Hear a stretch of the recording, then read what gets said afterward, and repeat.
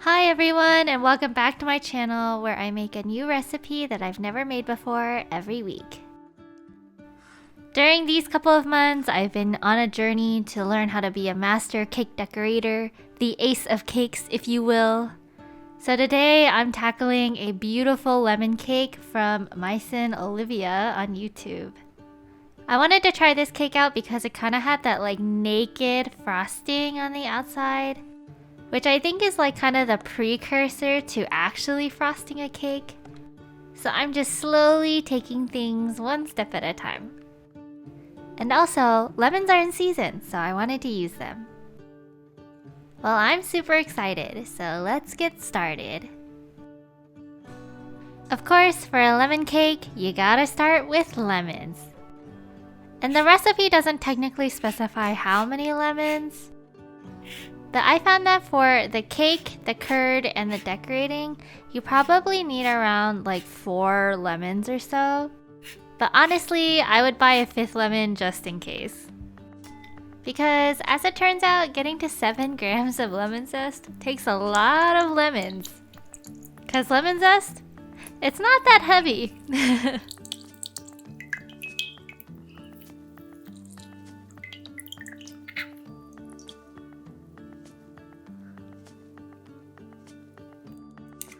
So for the sponge cake, we'll be making another Genoese sponge, which just means that we're not going to be putting any leavening agents into the cake, like baking soda or baking powder. All of the air in the cake will be coming from the air that we beat into these eggs. But first, I'll mix the eggs, sugar, and honey together.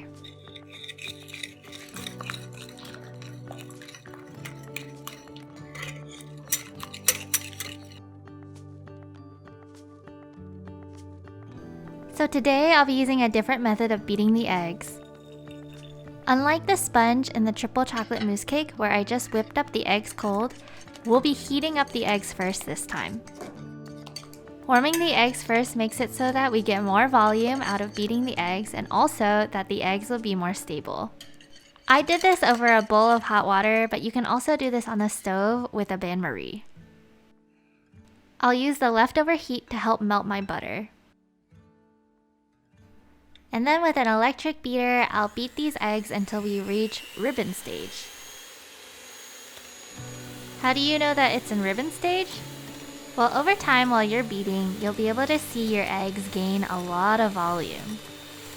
When your eggs are white and foamy, and when you lift your beater and the ribbon of batter that comes down doesn't automatically sink into the rest of the batter, that's ribbon stage.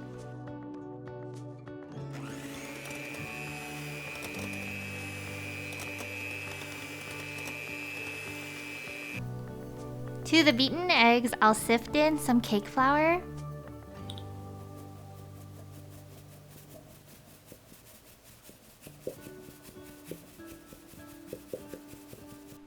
And then I'll carefully fold the cake flour in, making sure not to get rid of any of the air that we just beat in.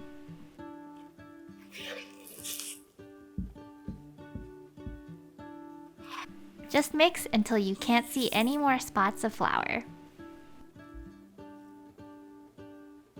And then I'll scoop out a little bit of batter and put it into the butter, milk, and zest and mix it in.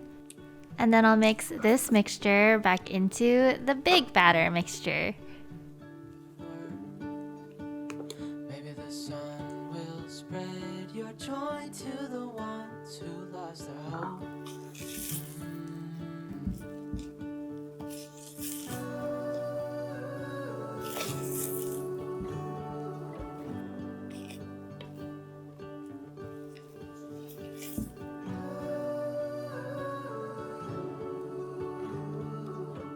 The recipe says to drop the batter from 30 centimeters up in order to get rid of any large air bubbles, but I'm not entirely convinced it worked.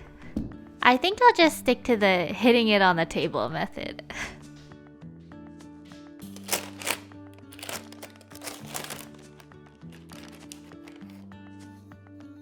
So unfortunately for my first attempt, it seems like I didn't follow my own advice to not get rid of the air that we beat into the eggs. If I had to guess, I think I probably mixed too much when I put in the butter and the milk and the lemon zest. So I was worried that this sponge cake was too small for me to cut into 2 layers, so I just made another one. This time I tried really hard to not overmix, and I think it turned out a little better. Dreaming of you, dreaming of you,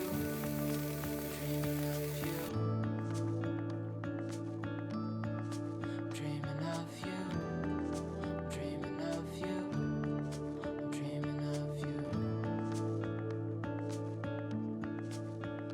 What if the world had more of your smile? What if the wind could spread your love? What if your sweetness could reach everyone? There be no wars.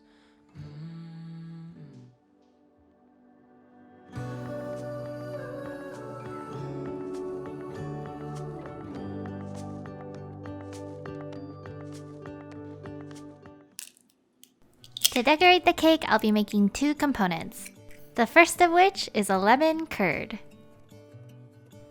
Lemon curd is also really good on top of toast or like scones and stuff.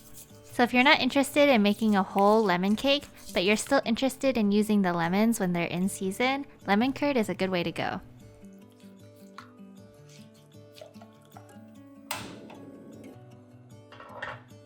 I'll heat the mixture slowly until it's thickened. Honestly here, I was just going by instinct. I wasn't really sure what they meant by thickened per se. But when your heart feels like it's right, you can add the butter.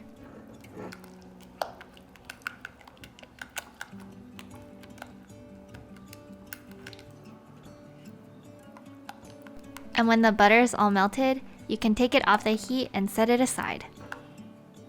The last thing we have to make is the mascarpone whipped cream, in which I'll basically mix the mascarpone and the sugar together first.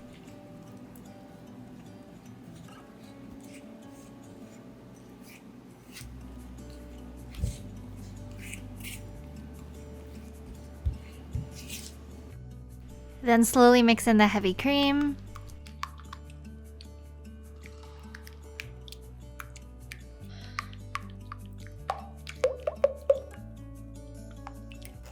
And then whip to stiff peaks.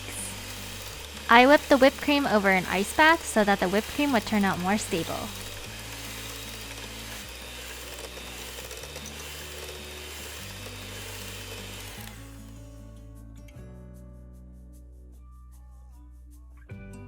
And now it's time for the dreaded decoration part. Cake decorating always stresses me out just a little bit.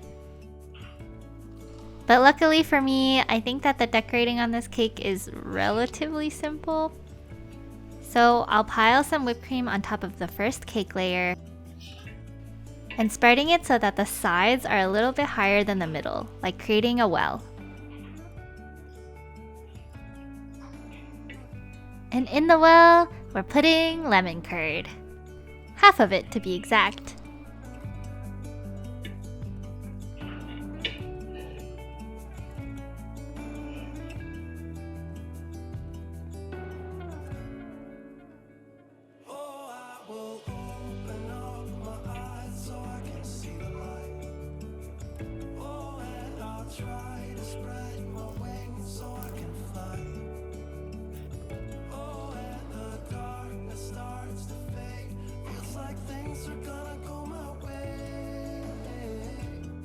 And since we're going for that naked cake look, I'll just lightly coat the sides with the leftover whipped cream.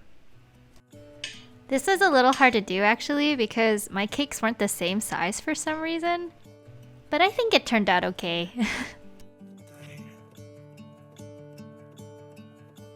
I'm trying to make this darkness go away.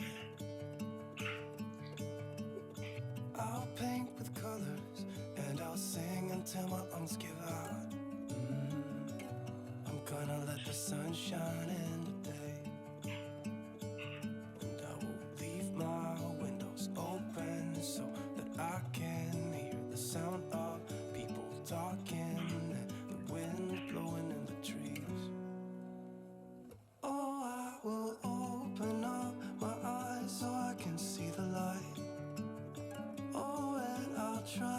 spread my wings so I can fly. Oh, and the darkness starts to fade. Feels like things are gonna go my way. I'm gonna let the sun shine in the day. I'm gonna let the past be filled with smoke. And I will try to fix what has been broken. And take this away. Yay, it's time to eat. I'm always a little bit stressed out when I bake, but when the end product turns out so pretty, I feel like it's all worth it.